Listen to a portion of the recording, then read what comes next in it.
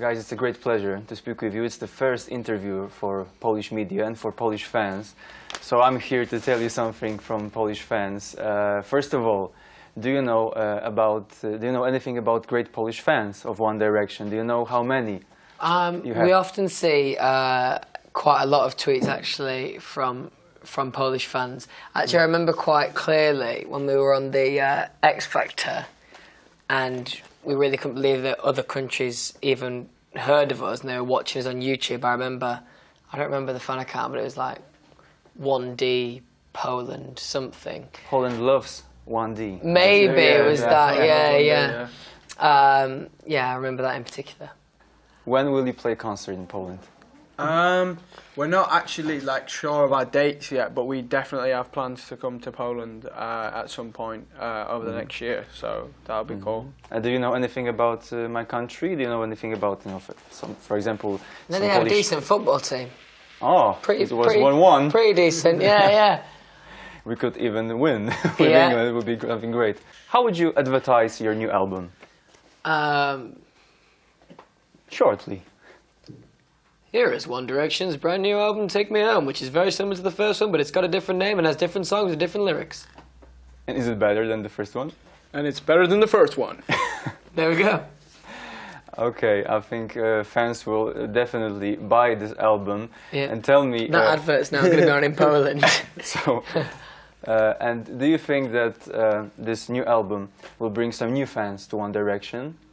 Hopefully, yeah, because, like Louis said, that we didn't really try to make it too different in terms of, the way it sounded, but we did try to get involved with the writing side of things, and we just wanted to make sure that the lyrics were a lot more relevant to us this time, and that we were, heavily involved with the writing side of things. So we got like 5 tracks that we wrote on this album, so hopefully people, that appreciate songwriting will appreciate the fact that we wrote 5 songs on it, and hopefully, that we get some new fans, maybe.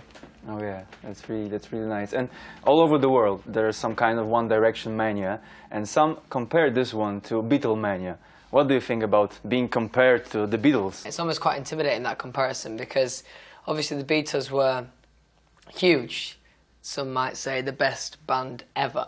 So to even be compared to them is, it's quite intimidating. But it's very flattering. But we don't really think we're quite anywhere to that near.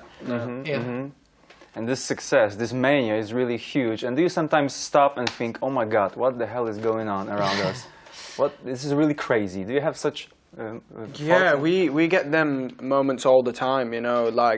All the way from being on the X Factor all the way to being at the VMAs and winning 3 VMAs. There's just so much stuff that's happened for us that it would be a bit strange if we weren't pitching ourselves constantly to remind ourselves that it is an amazing opportunity, and we do understand the full extent of how crazy it is. So yeah, we're just having fun with it and just rolling with it and just seeing how far it goes. And the fans are really crazy. That's a good word for your fans. Do you remember the weirdest thing that you got from your fan, that the fan did?